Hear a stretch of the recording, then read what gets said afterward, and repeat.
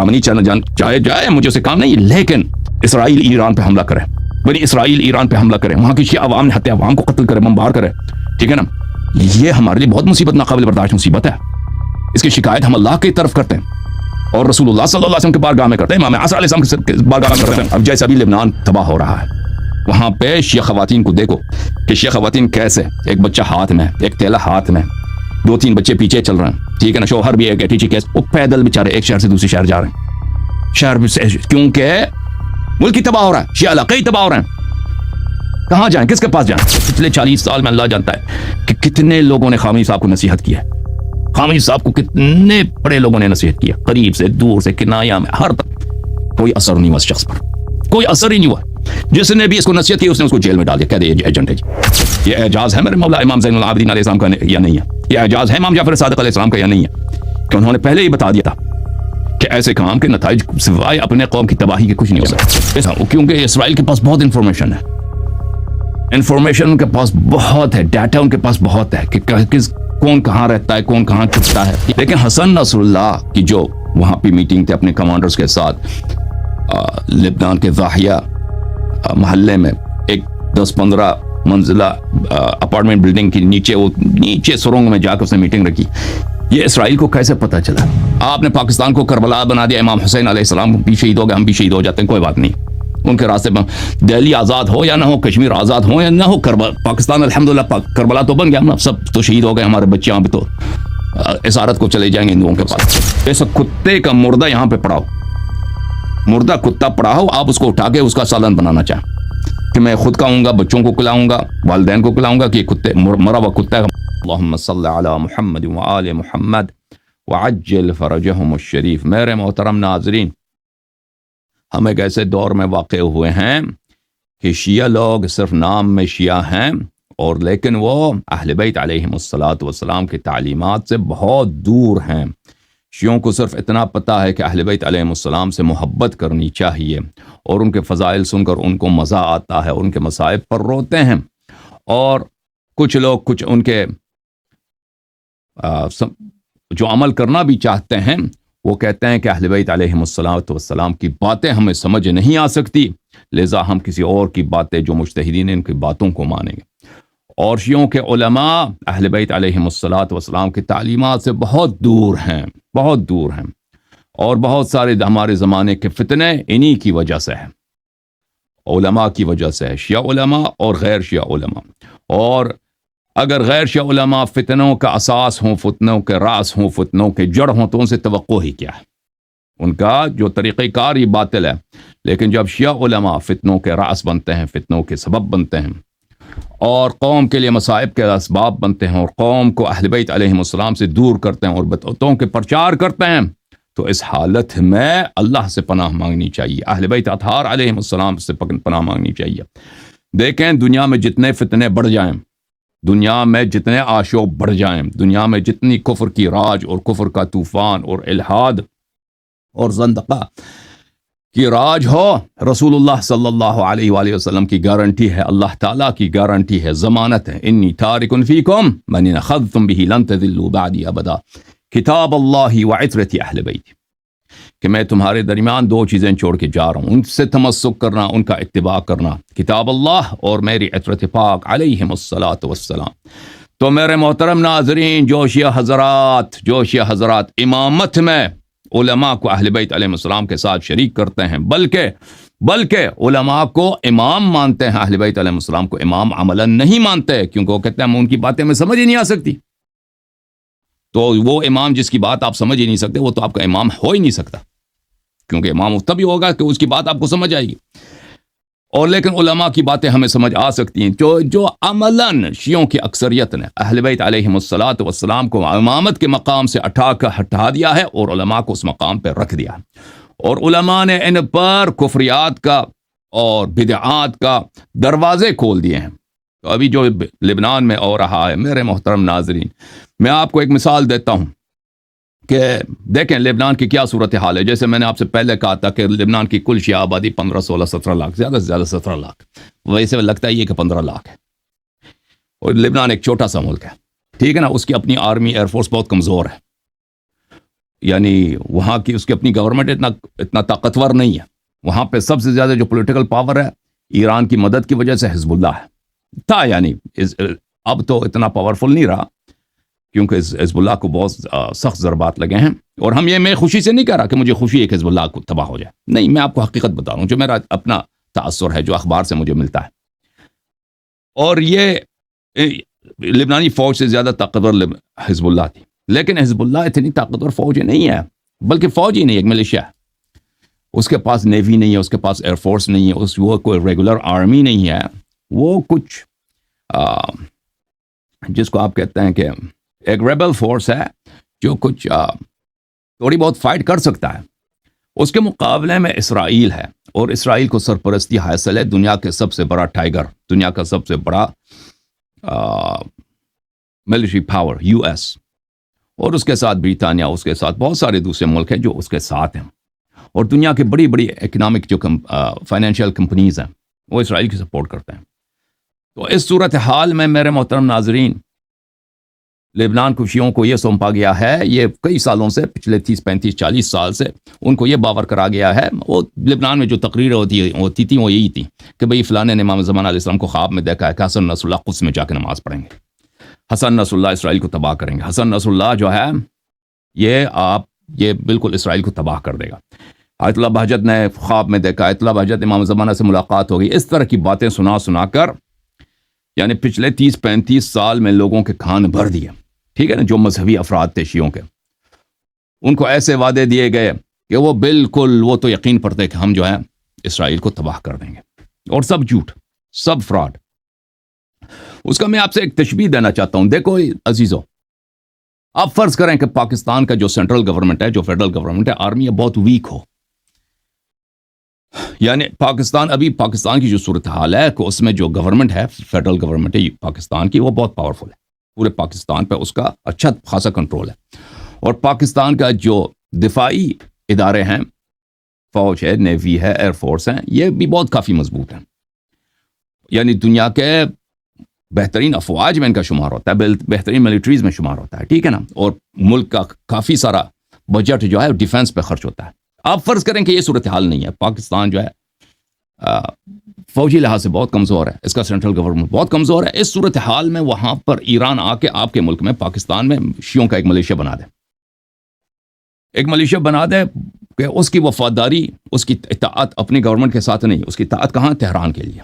Tehran کو ولی فقی مانتا ہے, تہران کو اپنا امام مانتا ہے, خامنئی صاحب کو اپنا امام مانتا ہے, اور وہ یہ سوچتا ہے کہ ہماری ساری اطاعت اس کے لیے. وہ کہیں تو خامنئی کے فرمان پہ جان بھی قربان ہے. اب اس کو اسلحہ دے دے, میزائل دے دے, لیکن اس کے پاس ایئر فورس نہ ہو, اس ملیشیا کے پاس, ٹھیک ہے نا. آپ فرض کریں کہ پاکستان میں صورتحال یہ ہے کہ ایک گورنمنٹ آرمی کی بہت کمزور ہے, نیوی نہیں ہے پاکستان کے پاس, اگر ہے تو کچھ بھی نہیں ہے, فرض کریں ایئر فورس کچھ بھی نہیں ہے, ٹھیک ہے نا. تو اس صورتحال سے ایران فائدہ اٹھا کر وہاں پہ شیعوں کا ایک ایسا ملیشیا بہت بڑا بنا لیتا ہے کہ وہ اس کی وفاداری ایران کے ساتھ ہے, اس کو میزائلز دے دیتا ہے, اس کو تنخواہیں دے دیتے ہیں, اس کی سنگ ہوتی ہے, اور ان کو یہ کام سونپا جاتا ہے کہ آپ نے کشمیر کو آزاد کرنا ہے اور دہلی کو بھی آزاد کرنا ہے. دہلی میں کہ لال مسجد میں آپ کے جا کے وہاں پہ آپ نے نماز جماعت پڑھنی ہے آزاد کر کے. اور فرض کر رہے ہیں کہ ہندوستان کمزور نہیں ہے, بھارت جو ہے بہت ہی طاقتور ملک ہے, ٹھیک ہے نا. تو یہ شیعہ حضرات کھجلی کرتے ہیں انڈیا کو, تو انڈیا سامنے سے مار دیتا ہے, ٹھیک ہے نا. آپ کے پورے ملک کو, یعنی آپ کے جو رہائشی علاقے ہیں ان پہ بم پھینکتا ہے, لوگ مرتے ہیں, لوگ ہر طرف لوگ مرتے ہیں. لوگ مثلا کراچی جو آدھا خالی ہو جاتا ہے, لوگ مہاجر بن جاتے ہیں, عمارتیں وغیرہ تباہ ہو جاتے ہیں, لاہور اسی طرح, سیالکوٹ اسی طرح, فرض کریں ملتان اسی طرح, ابھی جو صورتحال لبنان میں ہے, ٹھیک ہے نا. تو اس صورتحال میں آپ کیا کہیں گے, ٹھیک ہے نا. اور یہ حزب اللہ کی اپنی جو پاکستانی حزب اللہ اس صورتحال میں, اس کی اپنی قیادت بھی مر جاتی ہے, اس کو ہلاک کر دیتے ہیں. اس کا جو جانشین ہے, خلیفہ ہے, اس کو بھی ہلاک کر دیتے, یعنی اس کی قیادت چھپتے ہیں, روپوش ہو جاتے ہیں. جو بھی ان کا سامنے آ جاتا ہے اس کو قتل کر دیتا ہے انڈیا. اور یہ نہ تو صرف کشمیر کو آزاد کر سکے اور نہ دہلی کو آزاد کر سکے, بس نتیجہ یہ ہوا کہ پاکستان کو تباہ کر دیا انہوں. تو اس صورتحال میں آپ ان قوم سے کیا کہیں گے, ایسے پارٹی سے آپ کہیں گے کہ آپ نے بیوقوفی کیا نا, آپ نے ملک تباہ کرا دیا. اگر آپ کے پاس طاقت نہیں ہے اتنا کہ آپ اپنے عوام کا دفاع کر سکیں, اپنے بچوں کا دفاع کر سکیں، اپنے خواتین کا دفاع کر سکتے ہیں، اپنے شہریوں کا دفاع کر سکتے ہیں، تو آپ کو اتنی بڑی فوجی طاقت سے پنگا لینے کی کیا ضرورت تھی؟ کہیں گے نہیں کہیں گے بھائی سب لوگ آپ مذہبی تعلیمات کو چھوڑ دیں کہ مذہب کیا کہہ رہا ہے، صرف ایک دو چار ایک دنیائی نقطۂ نظر سے آپ دیکھیں کہ آپ کے اس جہاد سے ہم تباہ ہو گئے، کیا اس وقت آپ کہیں گے کہ ماشاء اللہ آپ نے پاکستان کو کربلا بنا دیا، امام حسین علیہ السلام بھی شہید ہو گئے، ہم بھی شہید ہو جاتے ہیں، کوئی بات نہیں، ان کے راستے میں دہلی آزاد ہو یا نہ ہو، کشمیر آزاد ہو یا نہ ہو، پاکستان الحمدللہ کربلا تو بن گیا، ہم سب تو شہید ہو گئے، ہمارے بچے یہاں پہ تو اسارت کو چلے جائیں گے ہندوؤں کے پاس، آپ کہیں گے یہ صحیح ہے؟ نہیں، کوئی نہیں کہے گا یہ صحیح ہے، ٹھیک ہے نا، آپ کہیں گے غلط ہے، یہ طریقہ کار غلط ہے، کسی قوم کو تباہ کرنا یہ اچھی بات نہیں ہے۔ تو میرے بہنوں اور میرے بھائیوں، لبنان کی شیعہ بہت کمزور قوم ہے، ایک بہت ہی چھوٹی اقلیت ہے، اور پچھلے 30-40 سال سے ان شیعوں کو جھوٹ سنایا گیا، کنہوں نے سنایا؟ شیعہ مولیوں نے وعدے دیا ان کو کہ آپ قدس کو آزاد کریں گے، آپ اسرائیل کو شکست دیں گے، آپ بڑے ہیں، آپ بڑے ہیں، آپ فلان ہیں، آپ فلان ہیں۔ اب حالت یہ ہو گئی ہے میرے محترم ناظرین کہ حزب اللہ کی ساری قیادت ہلاک ہو چکی ہے، ٹھیک ہے نا، اور اس کے نمبر 2 لیولز کی قیادت کو وہ ہدف بنا رہے ہیں جہاں کیونکہ اسرائیل کے پاس بہت انفارمیشن ہے، انفارمیشن ان کے پاس بہت ہے، ڈیٹا ان کے پاس بہت ہے کہ کون کہاں رہتا ہے، کون کہاں چھپتا ہے، ٹھیک ہے نا۔ حسن نصر اللہ دیکھیں، حزب اللہ جو تابع الاساس حزب اللہ بیسکلی ایک سیکیورٹی آرگنائزیشن تھا، یعنی ایک انٹیلیجنس آرگنائزیشن تھا۔ حسن نصر اللہ کہاں ہوتا ہے، کہاں رہتا ہے، کہاں اس کی میٹنگ ہو، یہ کسی کو پتہ نہیں ہوتا تھا سوائے بہت کم افراد کو۔ دیکھیں حسن نصر اللہ کی جو وہاں پہ میٹنگ تھے اپنے کمانڈرز کے ساتھ لبنان کے ضاحیہ محلے میں، ایک 10-15 منزلہ اپارٹمنٹ بلڈنگ کی نیچے سرنگ میں جا کر اس نے میٹنگ رکھی۔ یہ اسرائیل کو کیسے پتہ چلا؟ تو لازمی بات ہے کہ اس نے بہت محنت کی ہے، اس نے بہت ہی ہارڈ ورک کیا ہے، انٹیلیجنس گیدر کیا ہے، ٹھیک ہے نا، کئی سالوں سے اس کو پتہ ہوتا ہے کہ یہ کہاں کہاں جاتا ہے، اور اسی وقت کہ یہ کہاں گیا اسی وقت لائیو انفارمیشن اس کو ملا ہے، تبھی اس نے مارا ہے، اور پھر اس نے اعلان کیا کہ ہم نے حسن نصر اللہ کو ہدف بنایا۔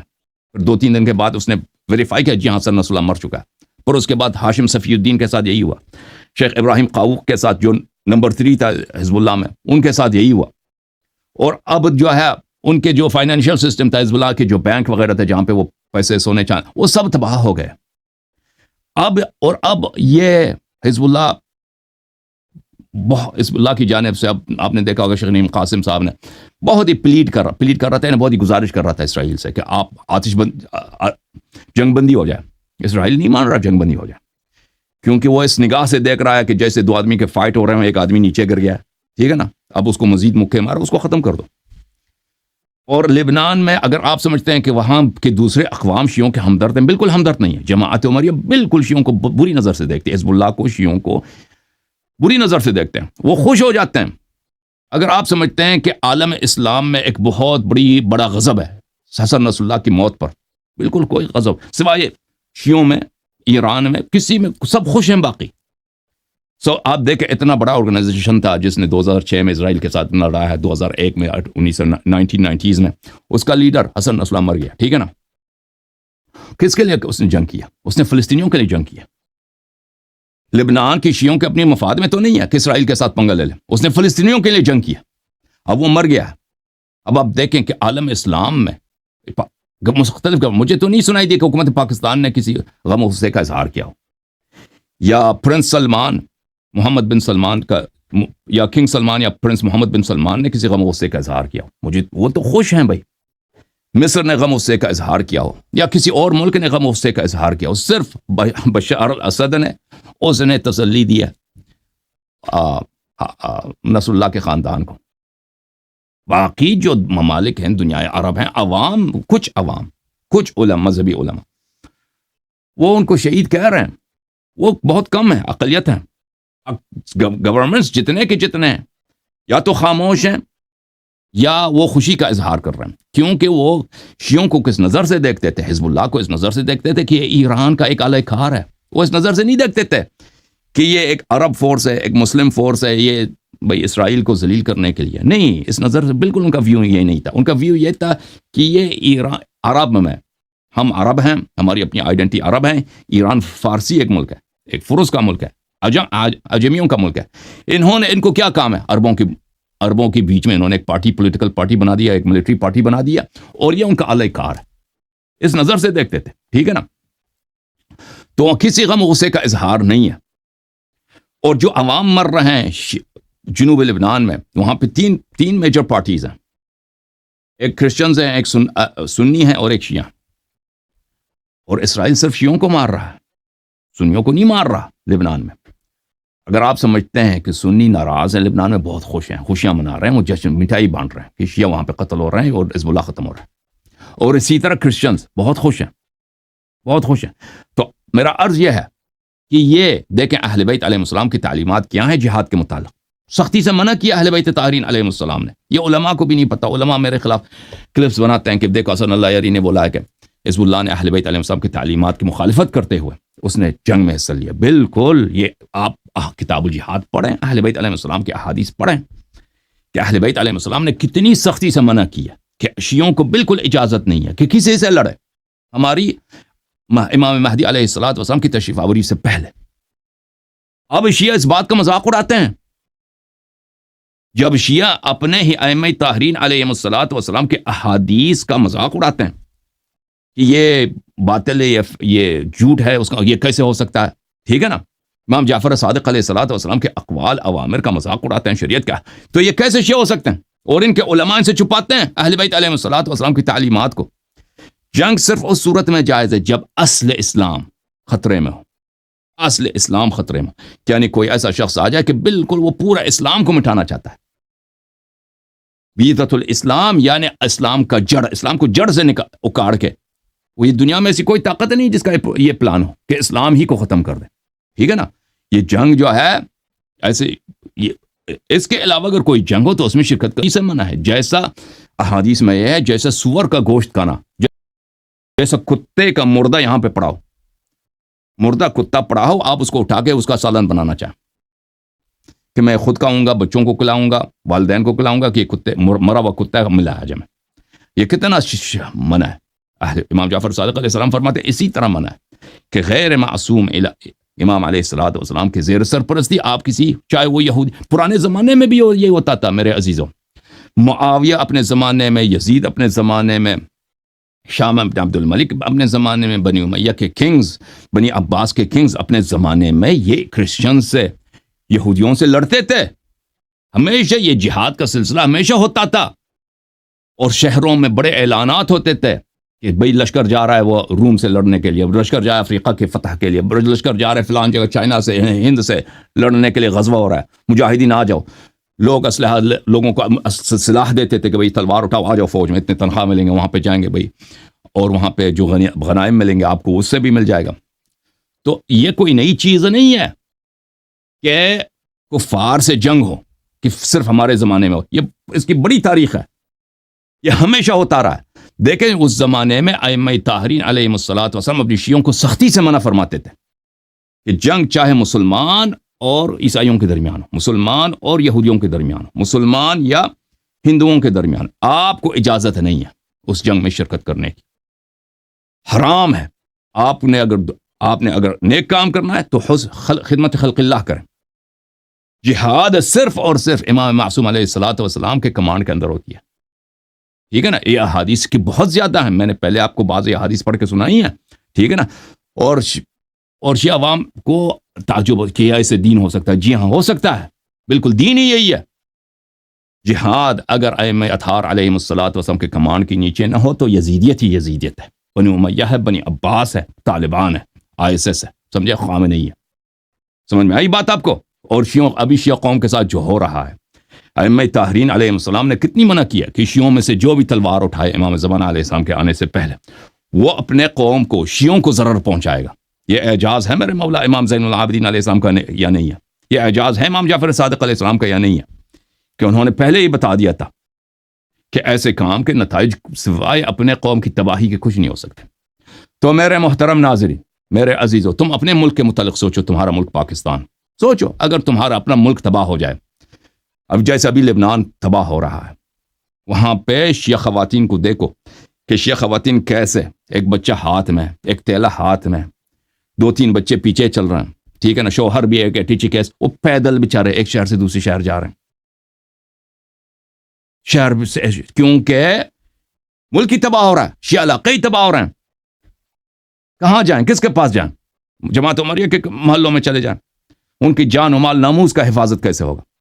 کرسچنز کے محلے میں جائیں، ان کی جان و مال اور ناموس کا حفاظت کیسے؟ کس ملک میں جائیں، کہاں بیچارے جائیں؟ تم سوچو، اگر یہ تمہارے ساتھ پیش آ جائے، تمہارے ملک کراچی میں، لاہور، تم خود راضی ہو تمہارے ساتھ یہ ہو؟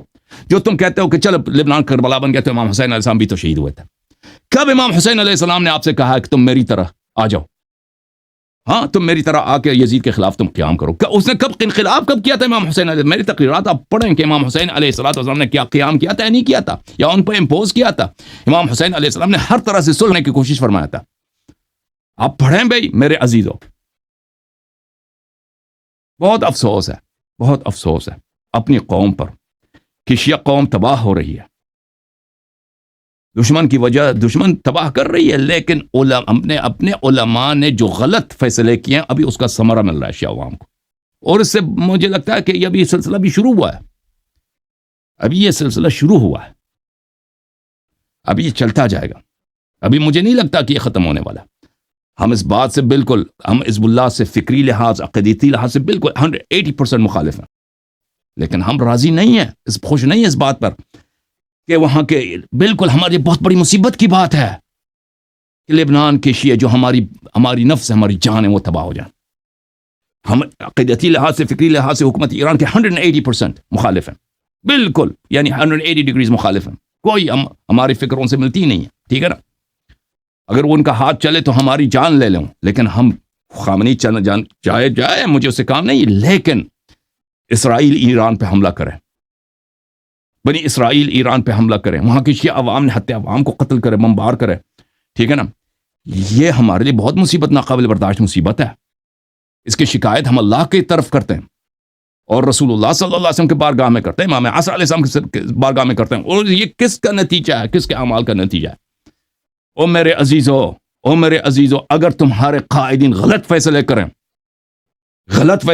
تو غلط فیصلوں کے غلط نتائج آ جاتے ہیں، آپ کے گریبان گیر ہو جاتے ہیں، اور یہ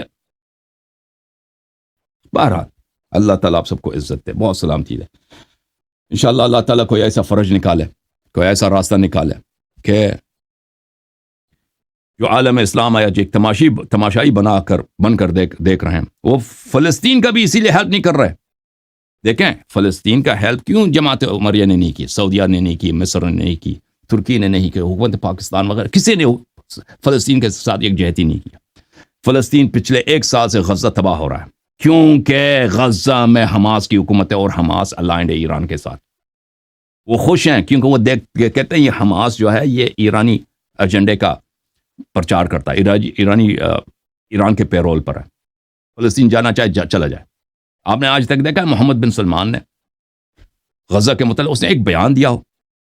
100% ان کے میڈیا کو دیکھتا ہوں، یعنی جو سرکاری میڈیا ہے سعودی عرب کا، ان کے کئی ٹی وی چینلز ہیں، کئی نیوز پیپرز ہیں، الشرق الاوسط ان کا بہت بڑا نیوز پیپر ہے سعودی عرب کا، الریاض ہے مثلا، ان کے مختلف العربیہ، میں دیکھتا ہوں بالکل یہ اسرائیلی پروپیگنڈا مشین کے جزو ہیں، نہ صرف یہ کہ انڈیپینڈنٹ نہیں ہے، کوئی نقد نہیں کرتے، اسرائیلی پروپیگنڈا، اسرائیلی پرسپیکٹیو کہ یہ پرچار کرتے ہیں، ٹھیک ہے نا؟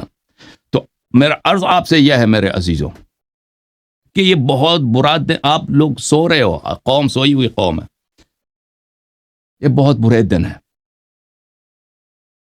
شیعہ مذہب کے فالوورز کے لیے، اور وہ اس لیے کہ شیعہ قوم کی قیادت بہت ہی